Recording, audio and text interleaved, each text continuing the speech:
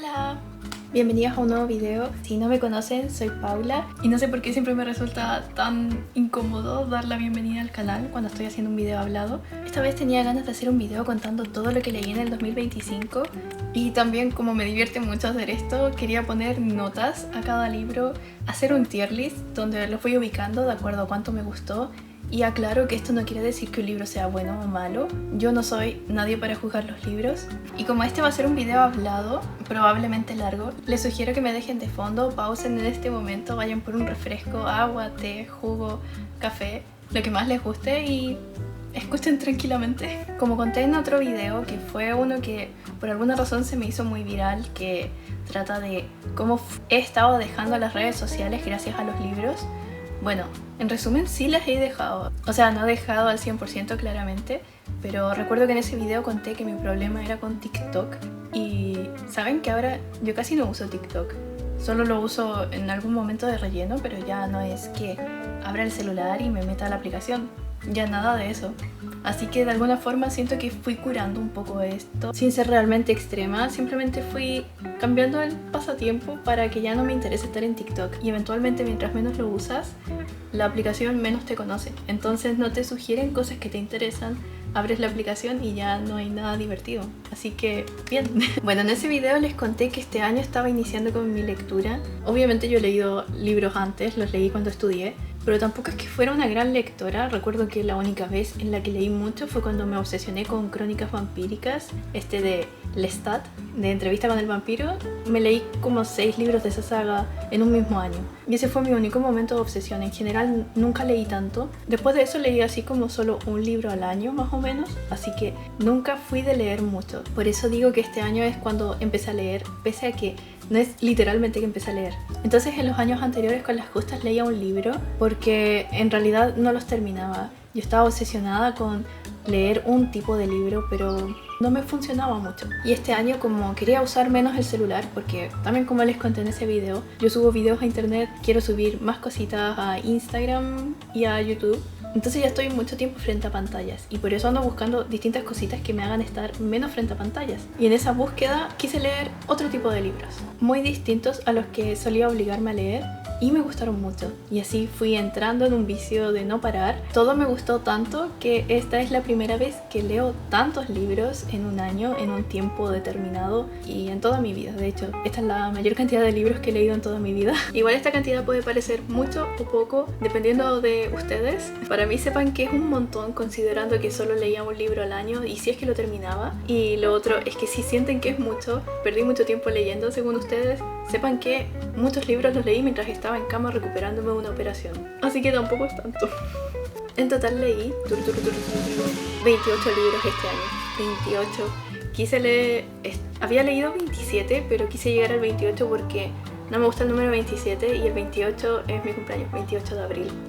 Me sigue pareciendo mucho, creo que es un gran logro de mi parte. Obviamente leí 28 libros porque no son libros largos tampoco. Como les conté, pasé en cama un buen tiempo. Entonces, donde estaba en cama y no quería usar tanto el celular, leí un montón en la Kindle, que la tengo acá. Dentro de todos estos libros que leí en el año hay varios que no terminé y creo que los voy a contar al final. Probablemente les voy a decir por qué no los terminé y cuánto leí, más o menos, si es que me sale aquí en la Kindle y no los borré, porque creo que hay uno que lo borré. Y como les dije, para medirlos voy a usar un tier list. ¿Por qué? Porque me divierte mucho ver los videos donde ponen tier list.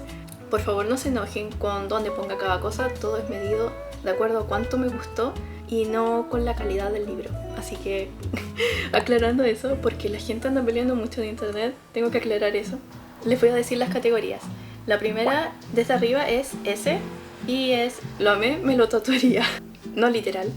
La segunda es A, estuvo muy bueno, lo recomiendo. La tercera es B, estuvo bien. La cuarta es C, estuvo bien, pero no lo recomiendo. La siguiente es D y es así. La siguiente es E y es no me gustó. Y la F es por favor nunca más me hagan leer algo así. Vamos a ver si alguno entra en la F. Sé que la aplicación no es muy buena, pero es lo suficiente para registrar las cosas que leí y que no he leído. En enero empecé a leer 1984 de George Orwell. Y es un libro que me tomó harto tiempo terminarlo, considerando el largo y después la locura en cómo leí. Según yo, para el ritmo que fui adquiriendo después con más experiencia en la lectura, me demoré bastante porque lo terminé el 19 de febrero. La review que puse en Goodreads fue 4 estrellas. Puse muy buen libro, pero me puso triste porque me hace pensar demasiado en el mundo actual en el que vivimos. Bueno, primero que sepan, yo les voy a contar los libros a mi manera, lo que sentí y si lo recomiendo o no. No va a ser un resumen No va a ser un buen resumen. Así que aclarando eso, ahora sí les cuento de 1984. Ya, 1984 es una novela distópica.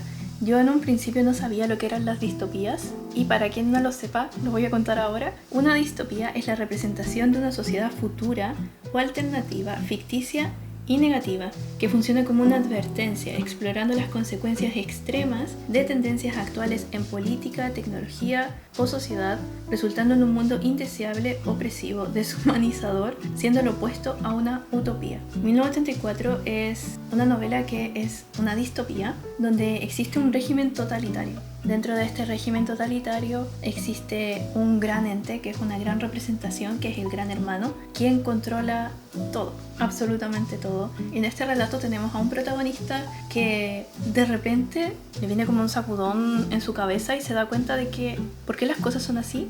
¿Por qué ocurren de esta forma? ¿Es esto verdad o no? ¿Me están inventando cosas por parte del gobierno o no? Etcétera, etcétera.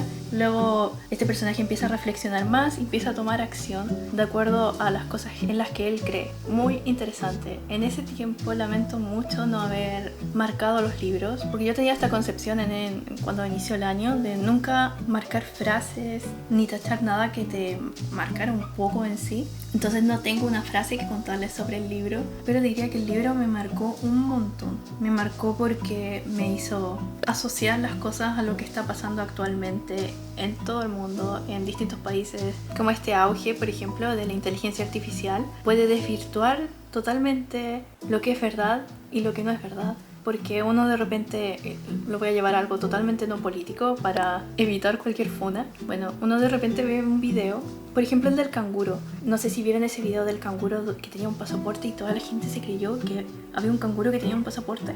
Bueno, así se puede controlar la realidad y es algo que pasa dentro del libro. Dentro del libro las mentiras se repiten tanto que se vuelven realidad y la historia se edita de acuerdo a lo que opina el Gran Hermano. Entonces es un libro que me impactó bastante y que puedo decir realmente que me gustó mucho. Es un gran libro. Siento que es un poco pesado para quien quiere empezar a leer a George Orwell o empezar con la literatura clásica.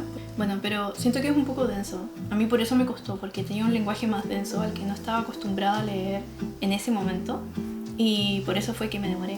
Pero lo disfruté mucho. Ojalá tuviera alguna frase que me hubiese marcado, pero en ese tiempo no marcaba nada, incluso aunque lo estaba leyendo en la Kindle. Muy bueno. Así que este se gana una A, porque lo recomiendo y me parece un libro magnífico. Lo volvería a leer también. Yo creo que lo volvería a leer quizás en un año más, olvidándome un poco de todo el libro en sí. Ay, voy a revisar si está funcionando el micrófono o no, porque ¿qué pasa si estoy grabando todo esto y el audio no funciona muy bien? Ya, espero haber solucionado todo esto del audio. Ahora lo puse en otra aplicación porque siento que no estaba grabando bien la voz en esa misma aplicación. Así que disculpen si es que ahora recién el audio está sonando bien. No sé dónde encontrar las notas de voz. Bueno, saliendo de eso, el segundo libro que leí en el año fue La clase de griego. Este lo leí en febrero y lo terminé en marzo. También me demoré un tiempito en leerlo, pero no es porque sea malo, realmente es bien bueno. En Seúl, una mujer asiste a clases de griego antiguo. Su profesor le pide que lea en voz alta, pero ella permanece en silencio. Ha perdido la capacidad del lenguaje, así como su madre, y la custodia de un hijo de 8 años. El profesor, que acaba de regresar de Corea después de pasar media vida en Alemania, también afrontaba pérdidas. Su vista empeora irreversiblemente con cada día que pasa y convive con el miedo de saber que, cuando llegue la ceguera total, perderá toda autonomía. Más o menos de eso trata el libro. Lo leí porque Han Kang es quien ganó el Premio Nobel de Literatura, entonces tenía curiosidad de leer sobre ella y había mucha gente hablando de que este libro era muy bueno. Como era corto, aproveché y lo leí aquí en la Kindle también. El problema es que tampoco marqué ninguna frase, porque en ese tiempo no me gustaba la idea de marcar frases, pero bueno, nada que hacerle. Este libro me gustó, pero siento que me gustó más cuando lo terminé de leer. Pasa que este libro es bastante lento y yo venía de un libro donde estabas con la ansiedad al 1000 por saber qué iba a pasar. Ya, este libro es bastante lento, pero muy bonito, muy precioso en la forma en la que está escrito, muy precioso en la forma en la que está narrada. Es lindo también en el mensaje, es bastante sufrido, pero no fue mi taza de té, para nada. Y de hecho por eso le pongo una B. Estuvo bien. Si a ustedes les gusta la literatura que es tranquila y un poquito triste, recomendado. Obviamente es un libro bueno, pero yo estoy poniendo solo de acuerdo a mis gustos, ¿ok? Después leí Cómo vender una casa embrujada. No sé cómo hacer un resumen de esto, pero a ver, tenemos una protagonista que es una mujer y esta mujer vive en Estados Unidos. No me pregunten sobre geografía de Estados Unidos porque en realidad no la sé. En una parte por acá y por aquí vive su otra familia. Un día la llaman y le dicen que murieron sus papás. Entonces ella viaja al estado en el que vivían sus papás, donde vive también su hermano menor, y ahí se enfrenta a un villano que digámosle es una marioneta de las que hacía su mamá. Es un libro de terror, pero siento que este libro tenía todos los clichés que existen en el terror. Todo lo que te podías imaginar aparece en el libro. Ni siquiera lo recuerdo bien porque no me gustó para nada.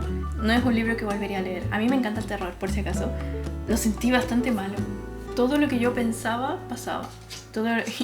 Recuerdo que yo estaba leyendo y fue tipo como cuando vi John Wick, que decía, ya ahora falta que pase esto. Y pasaba también con esa película, pero con este libro fue así. Decían, ya ahora falta que le quemen la casa, le quemaban la casa. Ya ahora falta que vaya tras la niña, iba tras la niña. Entonces, no me gustó mucho. Así que este se ganó una condenada E. Después leí, y aquí es que me volví loca, releí Siempre hemos vivido en el castillo. Wow, este libro es de Shirley Jackson y no sé si a la gente le guste mucho. El Nino. Y no sé si realmente les guste mucho este tipo de libros, pero trata de que hubo una tragedia familiar en la que murieron casi todos los familiares. No se sabe muy bien qué pasó, pero en el pueblo todos sospechan de las dos hermanas, una hermana mayor y una hermana menor, porque curiosamente solo 3 sobreviven de toda esa cena familiar, que es el tío de las chicas y estas 2 chicas. Dentro del pueblo se genera como una especie de odio hacia esta familia por cometer ese acto. Tú no sabes bien qué pasó, te vas enterando a medida que pasa el libro, y creo que la razón por la que me gustó tanto este libro es porque trata mucho de esto que es la rabia femenina. Es muy entretenido de leer, yo lo sentí muy rápido, creo que me lo leí en una tarde, releí porque ya lo había leído antes, pero hace mucho tiempo. Esta familia vive totalmente aislada, solo hay una persona de la casa, que es la chica, que sale a comprar, a hacer distintos deberes en el pueblo y después vuelve a la casa. El tío está lisiado, entonces lo tienen que cuidar, y se trata mucho lo que es el aislamiento, la soledad, la locura, porque después te vas dando cuenta que todos están un poco locos y de alguna forma yo lo sentí muy entretenido. Sé que no es probablemente la taza de té de todo el mundo, pero yo lo encontré muy entretenido y por eso le voy a poner una A, porque siento que con este fue con el que me divirtió leer otra vez. Este fue el que me dijo, ya, quiero seguir leyendo, sigamos leyendo, porque los otros los leí más o menos obligada en el sentido de que no quería tomar tanto el celular y quería comenzar a leer. Todos los años siempre me puse el propósito de leer, y este año, cuando llegué a ese libro, fue, wow, quiero seguir leyendo. Y después leí Pachinko. Pachinko lo leí por recomendación de una amiga que le gusta mucho este libro, y ojalá en ese tiempo también lo hubiera marcado porque es un libro muy bueno. Y no tengo ninguna frase, porque en ese tiempo no me gustaba marcar frases, así que no tengo ninguna. Pero dice así la reseña. En una pequeña aldea de pescadores, a la orilla del mar del este, un hombre tullido se casa con una muchacha de 15 años. Recuerden que esto es en tiempos antiguos, así que era normal. La pareja tiene una hija, su adorada Sunya. Cuando Sunya se queda embarazada de un hombre casado, la familia se enfrenta a la ruina. Pero entonces Isaac, un joven sacerdote cristiano, le ofrece una oportunidad de salvación, una nueva vida en Japón como su esposa. Tras seguir a un hombre al que apenas conoce hasta un país hostil, donde no tiene amigos ni hogar, la salvación de Sun ya no será más que el principio de su historia. A través de 8 décadas y 4 generaciones, Pachinko es un relato épico de familia, identidad, amor, muerte y supervivencia. Yo lo encontré muy bueno, no recuerdo en qué año está ambientado, pero está ambientado en los tiempos en los que Corea le pertenecía a Japón, era una especie de colonia de Japón. Es muy buen libro, yo se lo recomiendo a todo el mundo, es muy entretenido y es como una telenovela. Aún así no llega a ser mi libro favorito del año, así que vamos a dejarlo en una A. Y después leí La Vegetariana. La Vegetariana también es de Han Kang, solo que este libro me gustó más, siento. La Vegetariana relata la historia de una mujer corriente que por la simple decisión de no volver a comer carne convierte una vida normal en una perturbadora pesadilla.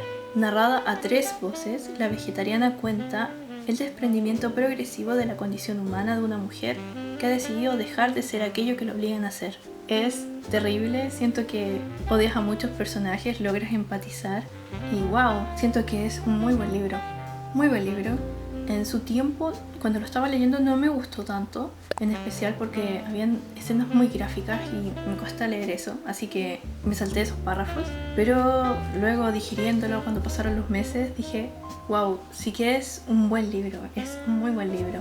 Y por eso lo pongo en una A. Después, al fin llegamos a un libro que sí tengo en físico, y ese es La Dependienta. Este es un libro de Sayaka Murata y dice: Keiko Furukura tiene 36 años y está soltera. De hecho, nunca ha tenido pareja desde que abandonó su tradicional familia para mudarse a Tokio. Trabaja a tiempo parcial como dependienta de una konbini, que es un supermercado japonés abierto las 24 horas del día. Siempre ha sentido que no encajaba en la sociedad, pero en la tienda ha encontrado un mundo predecible gobernado por un manual que dicta a los trabajadores cómo actuar y qué decir. Ha conseguido lograr esa normalidad que la sociedad le reclama. Todos quieren ver a Keiko formar un hogar, seguir un camino convencional que la convierta a sus ojos en una adulta. Es un libro bien cortito, tiene apenas 162 páginas. Este también me lo leí en nada de tiempo y recuerdo que sufrí un poco con la lectura de este libro porque me dolía mucho cómo trataban a la protagonista. Porque la protagonista es una persona que no se siente, ¿cómo decirlo?, fácil de encajar en el mundo. Ella no aspira a casarse ni a tener hijos, se esfuerza a seguir eso para poder encajar y ser aceptada, pero al final lo que a ella le acomoda es vivir dentro de un manual y seguir la vida tal como le gusta, no aspira a más ni a seguir las reglas sociales. Y diría que sí me gustó, me estresó un poco y no sé, no podía evitar sentirme mal por la protagonista. ¿Qué puedo decir? La portada me gustó mucho y es un libro corto, la lectura es rápida y la letra, como pueden ver, es grande. Así que este es una B. Yo creo que se lo recomiendo a la gente que le gusta la literatura japonesa y quiere leer algo cortito. Luego viene un libro que también tengo en físico y ese es La Biblioteca de los Nuevos Comienzos. Este Michiko Oyama y dice: en el corazón de Tokio hay una pequeña biblioteca donde trabaja la señora Komachi.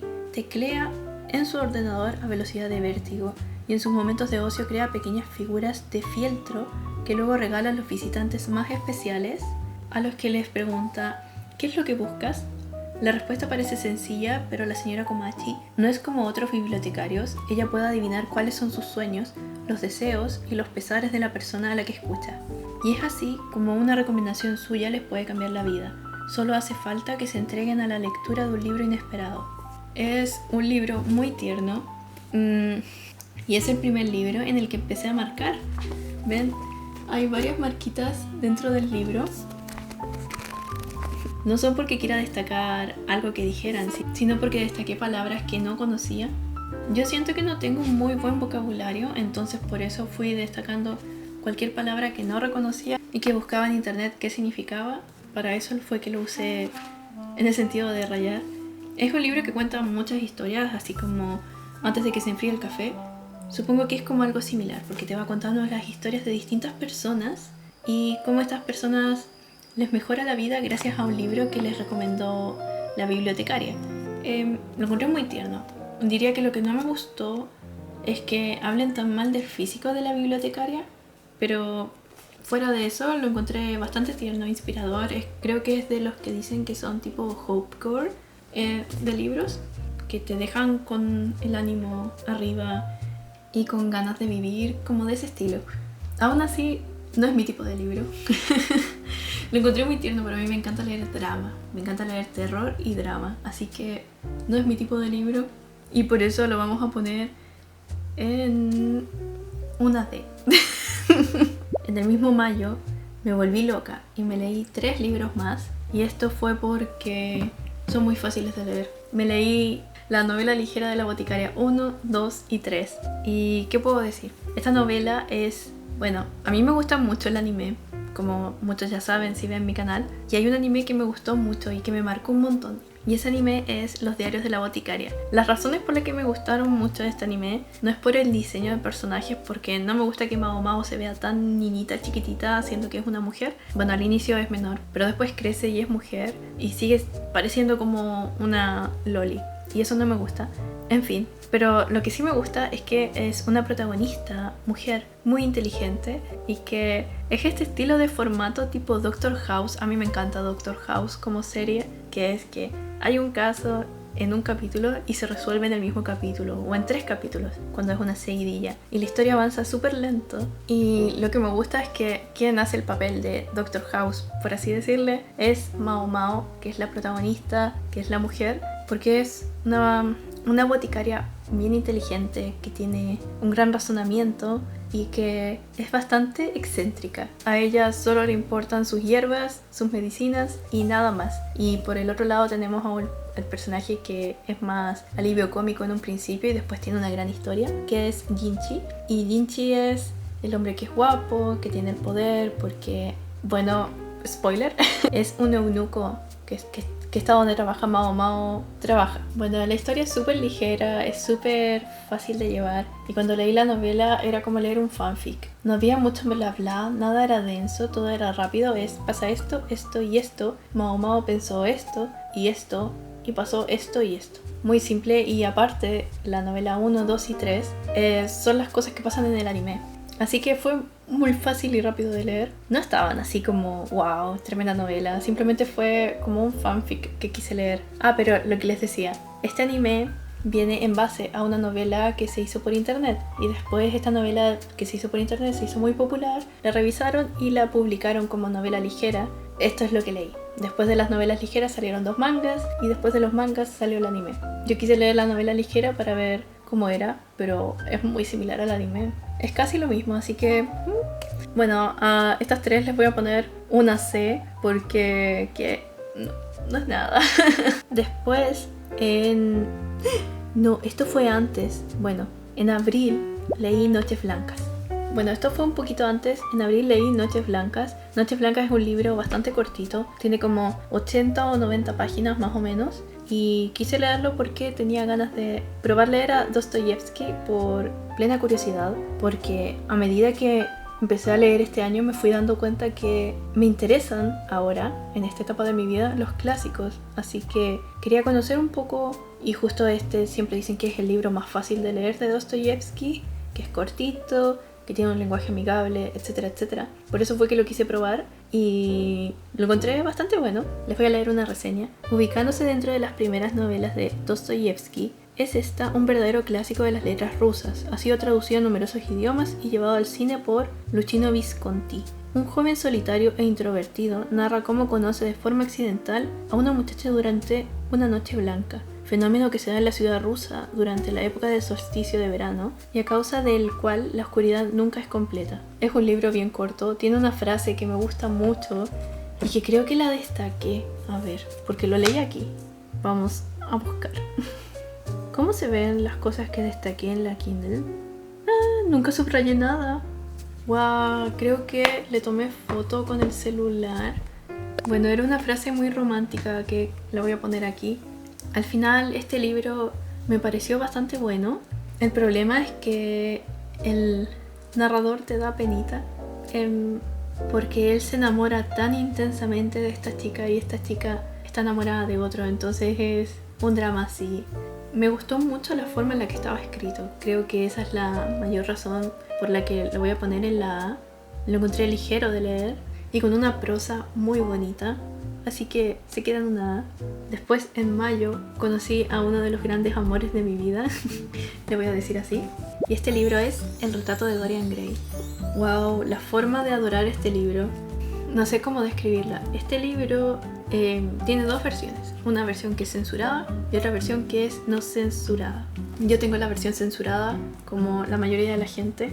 En este tiempo todavía no subrayaba, así que no tengo ninguna frase, porque metiéndome en el mundo de los libros clásicos, me enteré de que hay distintos tipos de traducciones, algunas que son más acertadas, otras menos acertadas, y al parecer esta versión no es tan buena. Aún así, la amé mucho. Un problema mío y el consumismo es que me gustaría tener otra versión del retrato de Dorian Gray, probablemente la no censurada, y leerla también. Pero les cuento un poquito de qué trata este libro. Este libro trata de Dorian, que es un joven hermoso, muy hermoso y puro. Entonces es hermoso por fuera y por dentro. Es captado por un pintor. De nuevo se me calentó la cámara. El retrato de Dorian Gray trata sobre Dorian, que es un chico hermoso, muy hermoso, tanto por dentro como por fuera. Es joven, tiene 20 años y es descubierto por un pintor que se llama Basil. Entonces Basil lo usa como una musa para hacer distintos cuadros. Este libro lo he contado tantas veces en el canal, pero bueno.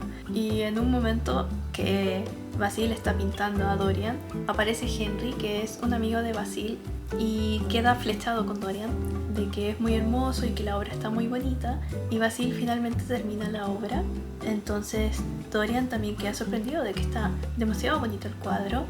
Henry, que es el amigo, dice que wow, que está hermoso.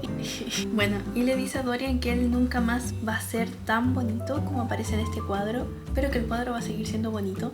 Dorian entra en una crisis y desea cambiar papeles con el cuadro, que el cuadro sea quien envejezca y que él se mantenga igual de bonito por siempre. Por alguna razón de la magia funciona, y en este libro vamos viendo cómo un ser puro se va corrompiendo al encontrarse en esta condición de alguien inmortal. Me da mucha lástima que esta haya sido la versión censurada, simplemente porque la homosexualidad no era aceptada en ese tiempo, y me habría gustado leer más la idea original de Oscar Wilde. Creo que lo que más me gustó de este libro es la prosa. Sé que mucha gente decía que es muy aburrido de leer porque no tiene espacios y describe mucho, como pueden ver acá, pero yo diría que eso es algo que me gustó. Tener tanta descripción me ayuda bastante a imaginar mejor la escena, y eso me gustó mucho. Este libro me pareció muy bello y muy trágico, y todos son tan dramáticos y me encanta. Este es totalmente una S, es de los libros que me tatuaría. Si pudiera, me lo tatuaría. Es totalmente de mis favoritos. Y aquí todavía no marcaba. Ay, qué rabia que en esos tiempos todavía no marcaba. Después leí Carta de una desconocida. Esperen, de nuevo esto está mal. Goodreads me ha fallado. Esto lo leí en febrero. Carta de una desconocida es un libro muy corto de Stefan Zweig, que es un autor que descubrí gracias a una influencer de libros que me gusta mucho. Yo había leído de este autor el año pasado y este año quise probar con Carta de una desconocida, que es un libro muy cortito, son menos de 100 páginas, y diría que lo que más te capta la atención de este libro es que Stefan escribió de una forma muy entretenida, tan entretenida que te hace querer seguir leyendo. Se siente como que te está contando un chisme. Es un libro que yo recomendaría que lea a la gente que está con este bloqueo lector, porque es corto y la prosa es bien dinámica y divertida. Carta de una desconocida trata de una mujer que se enamora de un hombre que no sabe nada de ella, de hecho no sabe de su existencia, y ella le manda una carta. No voy a decir más porque si no cuento toda la historia, y este es totalmente una A, lo recomiendo, lo encontré muy bueno, pero no es totalmente un favorito. Ahora llegamos al periodo en el que leí más, que fue porque estaba en cama, y fue junio, y en junio leí Cumbres Borrascosas de Emily Bronte, que es una de las hermanas Bronte. Y luego de leer este libro dije, wow, quiero leer a todas las hermanas. Cumbres Borrascosas, no sé cómo definirlo más que un libro dramático que trata sobre la obsesión, un amor tóxico y las consecuencias de la discriminación. Creo que eso sería. Tenemos la historia de Heathcliff, que diría que es el protagonista. Es un hombre que no se sabe bien si es mitad indio, mitad gitano, no se sabe muy bien, solo se sabe que es de piel morena, ojos morenos, cejas negras y cabello también oscuro. Este libro está ambientado como en el 1800, finales de 1800 más o menos, igual que Dorian Gray. Y lo que pasa es que Heathcliff es adoptado por un señor, un típico señor británico, y lo integra en una familia. En la familia este chico es discriminado y entra en una historia de amor, obsesión, no se sabe muy bien, con su hermana. Y de alguna forma estos dos, porque va pasando el tiempo y tú vas conociendo a los hijos y conoces a Heathcliff de viejo, etcétera, etcétera. Lo que pasa con esta historia es que tú ves la tensión y la toxicidad que se traen estos dos personajes y cómo tiran esta toxicidad y todo este dramatismo a todos alrededor suyo. Como que no les importa romper el mundo. Más o menos así. Yo lo encontré muy bueno, es muy dramático, eso sí. Mucha gente lo retrata como un libro romántico. Yo diría que no es romántico para nada. No me pareció muy romántico. Me pareció muy tóxico. Cumbres Borrascosas es el relato de un amor violento, apasionado, cruzado por la desgracia y el tiempo. La narradora es la ama de llaves de la granja de los Tordos, escenario que la historia comparte con Cumbres Borrascosas. El lugar es lúgubre y solitario. Frío, niebla, lluvia eterna. Más o menos esa es la ambientación del libro. Al fin destaqué una frase en este tiempo y es un spoiler esta frase, por si acaso, por si quieren pasar al siguiente libro. La frase dice: Catherine Earnshaw, no sé pronunciar el nombre. Ojalá no encuentres descanso mientras yo siga con vida. Dijiste que yo te había matado, pues entonces persígueme. Los asesinados persiguen a sus asesinos. No solo creo, sino que sé que hay fantasmas que vagan por el mundo. Quédate siempre conmigo. Adopta cualquier forma, vuélveme loco. Pero no me dejes en este abismo donde no soy capaz de encontrarte. Oh Dios, es indescriptible. No puedo vivir sin mi vida. No puedo vivir sin mi alma. Dramatismo puro, a mí me encantó. Así que totalmente creo que Cumbres Borrascosas es un S. En el momento en el que lo estaba leyendo, para mí no fue un S porque estaba muy estresada leyéndolo. Pero ahora que ya ha pasado el tiempo, he digerido el libro, diría que realmente me encantó. Quizás no está en mi top de amores de mi vida, que es Dorian Gray, y otro que todavía no hablo de este. Pero totalmente es un libro muy bueno. Después leí El Cuervo de Edgar Allan Poe. Este lo leí también en junio. Es un poema. El Cuervo es un poema narrativo escrito por Edgar Allan Poe que fue publicado por primera vez en 1845 y constituye su composición poética más famosa, ya que este poema lo hizo reconocido internacionalmente. No sé qué decir, es tan corto que realmente preferiría que lo lean, y yo lo quise leer porque, así como decía esta reseña de Goodreads, es que este poema se ha visto representado en mucha media y creo que por eso fue que tuve la curiosidad de leerlo. Tenemos a un narrador de quien nunca nos enteramos cómo se llama, que un cuervo aparece en su ventana. Y ahí el narrador experimenta esto de querer recordar pero a la vez olvidar. Y es un poema muy cortito. Yo recomiendo que lo lean, pero no, en realidad no sé si contaría como un libro, pero bueno, lo puse ahí una vez. Después leí El extranjero. De este no destaqué ninguna frase, también lo leí en la Kindle. Y El extranjero es de Albert Camus. Es un libro que he visto que gusta a mucha gente, también es cortito y creo que por eso fue que lo leí. De hecho lo leí en una noche.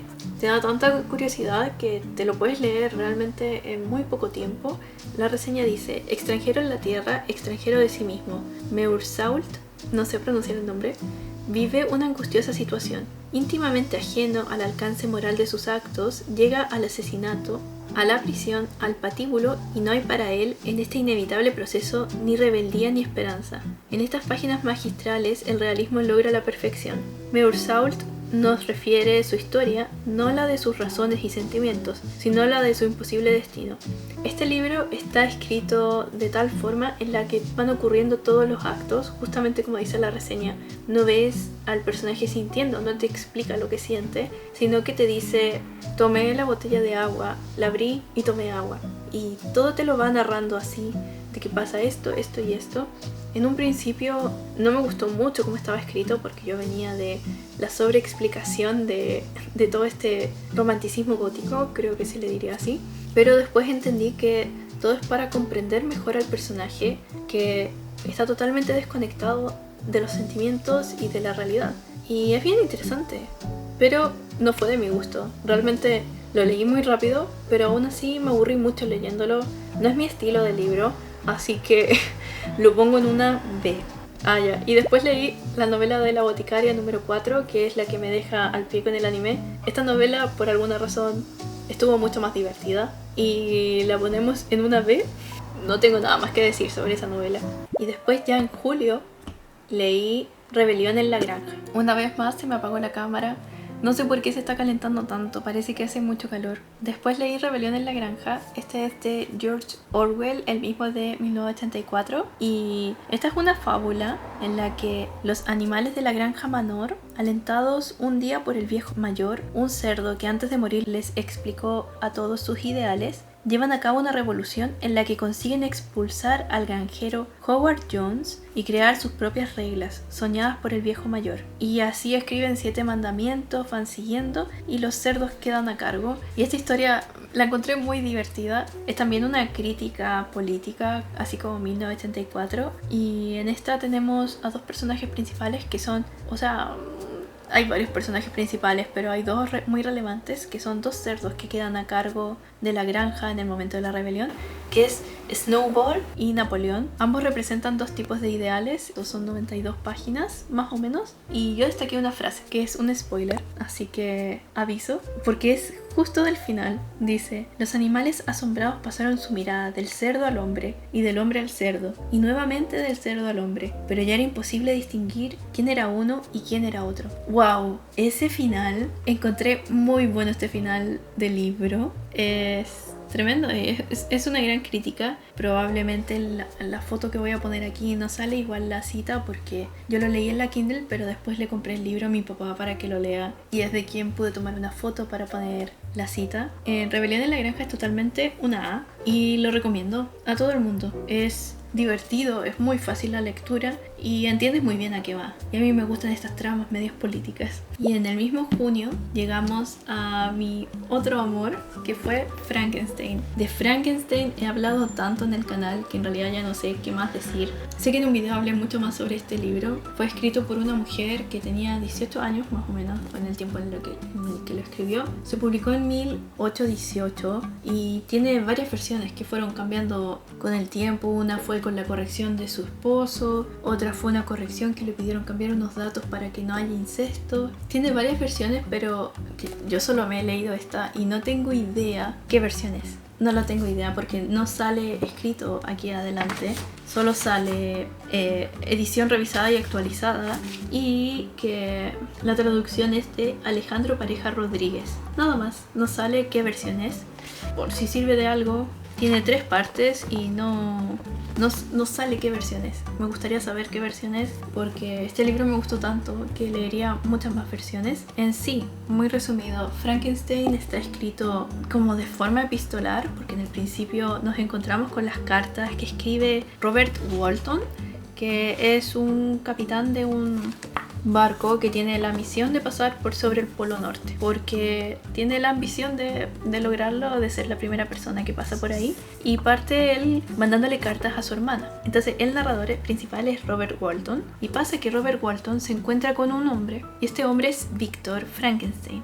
Dentro de esta expedición se encuentra con Víctor Frankenstein, y Víctor Frankenstein le cuenta su historia. A su vez, a Víctor, la criatura, le cuenta su propia historia. Entonces todo está narrado a través de Robert Walton, que es quien escucha la historia de Víctor, y Víctor quien escucha la historia de la criatura. En sí, esta historia es bien triste, a mí me encantó, pero es bien triste y trata de un hombre que juega a ser Dios, crea una vida y no se hace responsable de esa vida. Esta vida es abandonada y discriminada por su apariencia, por la gente común, y aunque desea integrarse en el mundo, no logra hacerlo, principalmente por su apariencia. Y aquí vemos a una vida que sufre abandono por parte de su figura paterna. Y le sacaron una película hace muy poco. Guillermo del Toro le hizo una película que igual es distinta al libro, pero trae la misma esencia. Si les gusta esa película, les recomiendo mucho este libro. Este libro me hizo pensar bastante y tiene unas frases que me gustaron mucho. Destaqué demasiadas frases, pero no sé cuál leerles.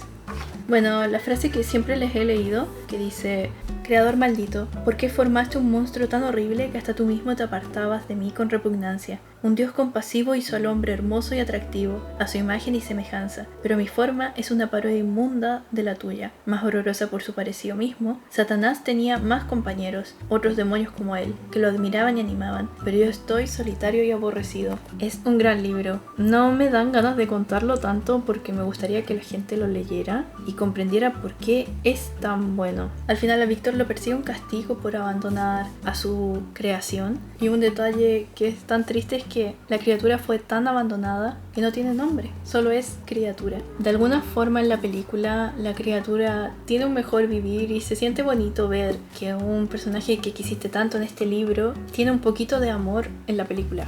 Y esta es totalmente una S y se lo recomiendo a todo el mundo. Hoy voy a ir haciendo más rápido este video porque ya me duele la garganta y siento que ya está demasiado largo. Después leí Primer Amor de Iván Turknerev, no sé pronunciar el nombre. Este también es un libro corto, deben ser unas 100 páginas más o menos. Y este libro trata de la historia del primer amor del personaje principal, que cuenta que se enamoró de una chica que fue a vivir a este bloque en donde él vivía. Era una princesa que cayó en desgracia, digámosle, que tiene menos plata actualmente y por eso fue a vivir a donde vivía él. Y ahí retratan el amor inocente de este personaje y cómo no se cumple este amor. Bien tierno. Este relato va en primera persona y relata el violento enamoramiento del que cae presa el adolescente Vladimir Petrovich por la joven princesa Zinaida Alexandrovna y de los incesantes, cambiantes y contradictorios sentimientos que experimenta: amor, vergüenza, ensueños, desconcierto, ilusión, desaliento, hastíos, celos y dudas, dentro del marco de una historia casi trivial cuyo intenso e inexorable final abre las puertas de la edad adulta. Es un buen libro que recomiendo que lean y va en una A. Después leí Carmila, que Carmila resulta ser no la primera novela de vampiros, pero sí una novela que se escribió antes que Drácula y que es algo que yo no esperaba. La historia de Carmila es reconocida por retratar una vampiresa extremadamente bella, cuyas víctimas son mujeres jóvenes con las cuales a veces se relaciona sentimentalmente. Es una novela misteriosa que te relata bien poco de los vampiros. Tú no sabes muchos detalles de los vampiros, pero es bastante dinámica e interesante, y conocemos a Carmila a través de la protagonista, quien se vuelve como una especie de mejor amiga de Carmila, que luego va viendo que Carmila no es enfermiza, sino que es otro tipo de ente. Y yo diría que me gustó más que Drácula. Lamento no profundizar en el tema, es que siento que ya está muy largo el video. Y a Carmila le pongo una A. La recomiendo mucho para leer, es corta, es rápida de leer. Yo creo que se puede leer fácilmente en una tarde y me pareció entretenida, más no se convirtió en una de mis lecturas favoritas del año. O sea, en el sentido de favorito tipo Frankenstein, El retrato de Dorian Gray y Cumbres borrascosas. Es una buena lectura. Después llegamos a septiembre y entre septiembre y noviembre me leí Drácula de Bram Stoker. Seguí con los vampiros y esta dice: Jonathan Harker viaja a Transilvania para hacer negocios con un misterioso conde. Su llegada al castillo en ruinas y el descubrimiento de los horrores que este alberga se convertirán en el comienzo de una pesadilla cuando comprenda que su anfitrión es un no muerto. Esta es como la gran novela de los vampiros. A mí me divierten mucho los vampiros. Yo tengo este ciclo en el que llego a los vampiros, leo harto de vampiros, me alejo, pasan años, vuelvo a los vampiros y así repetidamente. Y Drácula es un libro, yo diría que más que nada divertido. Está escrito en formato de cartas epistolar. Es cartas, diarios de vida y diario tipo periódico. Y yo tengo esta versión de Penguin que la encontré muy bonita. Marqué hartas cosas, pero marqué en realidad porque me daban risa. Así que les voy a leer una frase que me dio risa. Esa maravillosa señora Harker, exclamó el profesor, posee la inteligencia de un hombre. Entonces había frases así que me dieron risa y las destaqué. Este libro en general diría que me gustó, pero no cumplió mis expectativas, no cumplió lo que yo esperaba de él. Bueno, destaqué cómo funcionaban los vampiros. ¿Y qué otra cosa destaqué? Bueno, esta historia es bien divertida y esta comparación que hice le dio mucha risa a una amiga y ya la he contado un montón de veces en todas partes, pero por si no lo han visto, les cuento que yo comparo Drácula con un shonen, principalmente porque son varios personajes que son amigos. Entonces es la historia de una amistad contra un mal que es el Conde Drácula, que es un vampiro. Como todos sabemos, eso no es un spoiler. Dentro de este grupo de amigos hay un personaje que es el profesor, por así decirle, que es quien conoce más de vampiros. Entonces por eso lo sentí muy de shonen, porque siempre hay un profesor, un grupo de amigos contra el mal, y es divertido. Pero no es lo que yo creí que iba a ser. Entonces me decepcionó un poco y no me gustó tanto como Carmilla, así que lo pongo en una B. Es muy divertido de leer y yo me demoré bastante en leerlo, pero es porque pasaron muchas cosas y no podía estar concentrada leyendo. Después leí Una habitación propia y este es el único ensayo que leí en todo el año. Este lo leí en noviembre. Es de Virginia Woolf. En 1928 a Virginia Woolf le propusieron dar una serie de charlas sobre el tema de la mujer y la novela. Lejos de cualquier dogmatismo o presunción, planteó la cuestión desde un punto de vista realista, valiente y muy particular. Una pregunta: ¿qué necesitan las mujeres para escribir buenas novelas? Una sola respuesta: independencia económica y personal, es decir, una habitación propia. Y solo hacía 9 años que se había concedido el voto a la mujer, y aún quedaba mucho camino por recorrer, y bueno, de esto va Una habitación propia. Creo que es una lectura que se la recomendaría a todo el mundo. Siempre sirve saber cómo funcionaba el mundo antes y cómo puede funcionar ahora, porque al final las cosas son cíclicas, se van repitiendo. Es bueno saber la historia de la mujer y cómo al final se tuvieron que ir ganando los derechos para ser capaces de escribir, las condiciones en las que escribían ciertas autoras. Y con este ensayo, lo conté en otro video, fue que dije, wow, quiero leer de las hermanas Bronte. Tengo muchas ganas de leer de ellas. A este le pongo una A y lo leí en un día, creo que fue solo un día. Después, en el mismo noviembre, leí No tengo boca y debo gritar, que no sé si entra en la categoría de cuento o de libro. Son muy pocas páginas, son 22 páginas y... ¿Qué puedo decir? Ya. Encontré una reseña. En el relato se cuenta que en un futuro distópico, la Guerra Fría terminó en una tercera guerra mundial entre Estados Unidos, la Unión Soviética y China. Cada uno de estos 3 países creó un computador, conocidos como AM, por las siglas en inglés de Allied Master Computer, creo que algo así, para administrar sus ejércitos y armas. Uno de ellos tomó conciencia de sí mismo, eliminó a las otras 2 y decidió erradicar la raza humana mediante un holocausto nuclear. No obstante, decidió salvar a 5 personas, 4 hombres y una mujer. Y los mantiene en un laberinto. Es muy extraño este relato y yo diría que a mí me incomodó. No me gustó realmente. Creo que no es mi taza de té para nada. Así que a este le pongo una E porque no me gustó. Qué lástima, no puse ninguno en una F. Y después en diciembre leí Canción de Navidad de Charles Dickens, este cuento que les conté dentro del Vlogmas y creo que lo leí entre los últimos 2 videos del Vlogmas que hice. Es esta clásica historia de Navidad de un señor que tiene mucho dinero y es avaro y no es como de muy buenos sentimientos. Ya se cayó el niño, así que lo puedo dejar acá. Que un día lo visita su fantasma de Navidad, que es su anterior compañero de trabajo, y este compañero de trabajo vivió una vida muy similar al personaje principal. Entonces tiene una cadena gigante que carga como castigo por haberse portado así. Básicamente le dice a este personaje principal que si sigue de esta forma va a acabar como él y solo. Entonces lo lleva a visitar sus fantasmas del pasado, del presente y del futuro, que le muestran cómo sería una realidad si no cambia. Al final decide cambiar, se vuelve una buena persona y disfruta la Navidad y ama la Navidad.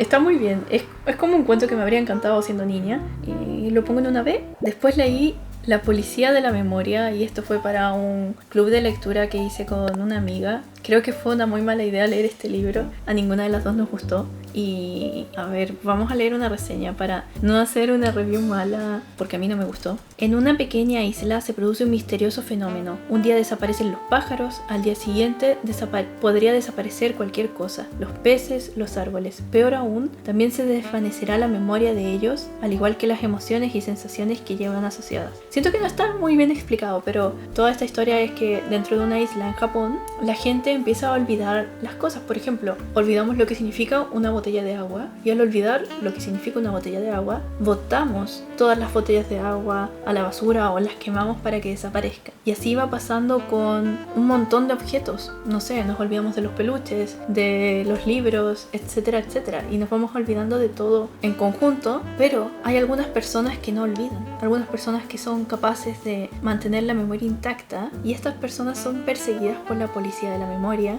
quienes se los llevan y no sabemos qué pasa con ellos. Tú asumes que desaparecen, que mueren, no se sabe bien. Y si piensan esto, la premisa es muy buena, es muy interesante, es muy, ¿cómo se diría? Intrigante. A mí me llamó mucho la atención cuando la leí, cuando leí el título, cuando vi la portada del libro en inglés. Dije, wow, este libro suena muy bueno, muy divertido. Pero el problema es que este libro es muy japonés. No hay un problema con que sea muy japonés. El problema es que a mí actualmente no me divierte mucho la literatura japonesa. La literatura japonesa, por lo que he leído, se basa en que todo es hermoso, todo se describe con calma y hay muchos detalles en el ambiente, lo cual es muy bonito. El problema del libro es que no pasa nada y no llega a nada. Tenemos esta gran idea de historia, pero que no se desarrolla al final. Y creo que eso fue lo que me mató. Así que le pongo una D. Y por último, leí La obligación de Stefan Zweig. Este libro lo compré hace bastante tiempo y encuentro que la portada es hermosa.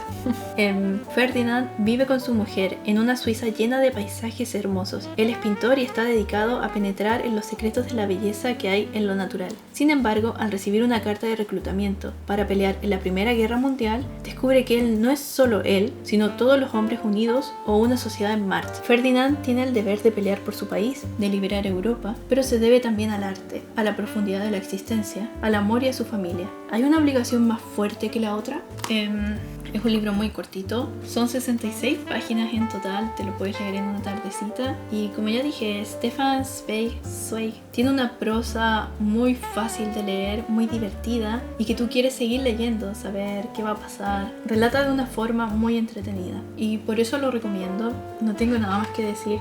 Este fue el libro 28 para poder llegar a 28 y no quedarme en 27. Y yo le pongo una B, lo encontré muy lindo, con un final muy tierno. Y ahora vamos a pausar otra vez porque se calentó la cámara. Y finalmente, los libros que no he terminado.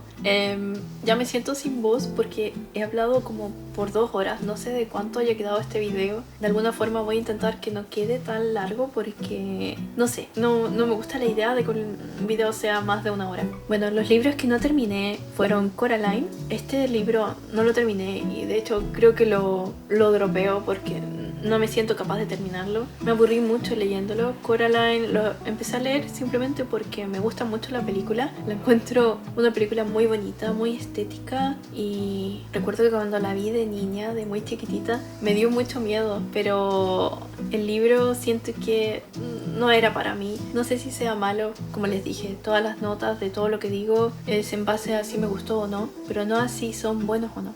Después, uno que voté y totalmente, y creo que lo borré de la Kindle de hecho, es Ídolo en llamas. Yo creo que ese libro realmente es malo. Ahora sí lo digo, creo que ese libro es malo, no vale la pena, no lo lean. Trata de que fundan a un idol y está tan mal escrito o tan mal traducido lo que yo pillé que no tenía sentido, no profundizaban en nada y era malo. Era como un mal fanfic. Después, otro que no terminé, pero que sí voy a leer porque una amiga lo ama, es El Príncipe Cruel. Le pedí que por favor lo leamos juntas porque yo no soy buena leyendo romances y vieron toda la lista de libros que leí y los que más me entretienen están muy lejos del romance y muy lejos de la fantasía romántica. Entonces no es un libro que me divierta, pero lo quiero leer por ella porque sé que le gusta mucho. Otro que abandoné fue La paciente silenciosa, simplemente porque no logré conectar. No sé si sea un mal libro, simplemente yo no logré conectar. Y el último, que no sé si retomar o no, si ver un resumen por internet o no, porque igual tengo curiosidad de cómo termina, es El secreto. No sé, no me cayó bien ningún personaje y creo que ese es el problema de por qué no quiero leer el libro, porque ni un personaje me cayó bien y eso no me motiva a seguir leyendo. Y es un libro larguísimo, son 500 páginas de puros personajes que te caen mal. No sé si estoy dispuesta a tal tortura. Y bueno, eso sería el video de hoy. Espero que les haya gustado. Se me fue desearles un buen año nuevo, porque este es el primer video que grabo en el año. Hoy día es 7 de enero. Feliz año nuevo, un poquito tarde, disculpen. Y espero que les haya gustado. Muchas gracias a los miembros del canal por siempre apoyar el canal. Muchas gracias a ustedes por llegar al final. Si llegaron hasta aquí, me gustaría que me pongan un emoji de un libro. Este emoji, ya sea el del libro abierto o el de hartos libros. Creo que me gusta más el de los libros apilados. Pero si llegaron hasta aquí, me pueden poner ese emoji, así sé que llegaron al final. Y bueno, nos vemos la próxima semana. Ahora sí, ya no viene un video hablado tan largo, porque no soy buena hablando. Esta vez más he hablado en el año. Yo no soy para hablar y es un problema porque hablo con la garganta y no con el pecho, que es por donde se tiene que hablar. No lo hago. Bueno. Nos vemos la próxima semana, espero que les haya gustado el video y ahí me cuentan qué han leído ustedes, si es que han leído o si es que algún libro de los que les conté les interesó. Espero que les haya divertido el video. Y eso, si tienen curiosidad de qué estoy leyendo ahora, estoy leyendo Ana Karenina y siempre me pueden mandar una solicitud de amistad en Goodreads, que tengo el link abajo. Yo acepto a todo el mundo y me divierte ver qué cosas están leyendo y qué cosas opinan de lo que leen. El otro día le di un me gusta a una reseña que me dio mucha risa, que fue sobre Noches Blancas y bueno, la lectura es uno de mis pasatiempos favoritos actualmente y este libro lo estoy disfrutando montones. Todavía no llevo mucho, llevo 200 páginas de 100, no, de 1000. Pero está muy divertido, espero que me dure mucho y eso, muchas gracias por estar aquí, nos vemos.